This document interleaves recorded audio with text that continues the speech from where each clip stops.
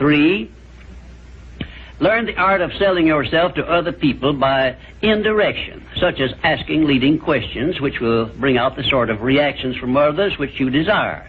And do not permit yourself to be drawn into argument over unimportant subjects. 4, adopt the habit of having a good hearty laugh every time you become irritated or angry. And it will help you if you begin each day with 1 minute of hearty laughing.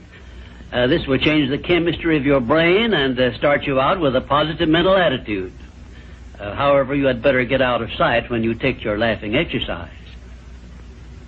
5, start each day with an expression of gratitude for all the adversities, defeats, failures you have experienced in the past, and search for the seed of an equivalent benefit these have yielded you through the passing of time. Then give thanks for the blessings you expect to receive during the day. 6, learn to concentrate your attention on the can-do portion of all of your problems and desires, and start action where you stand in carrying out this portion. No matter what may be your problem or your desire, there is always something you can do right now that will help you.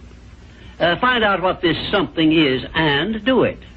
7, learn to transmute all unpleasant circumstances into immediate action which calls for a positive mental attitude, and make this a fixed habit. For example, when you are angry, switch your mind to some sort of action in connection with your hobby or your major purpose in life, and keep it busy with that subject for 5 minutes. 8, recognize that every circumstance which influences your life, whether it is a pleasant or unpleasant circumstance, is grist for your mill of life, and so use it to make it pay you dividends in one form or another, remembering meanwhile that your strength grows out of your struggles.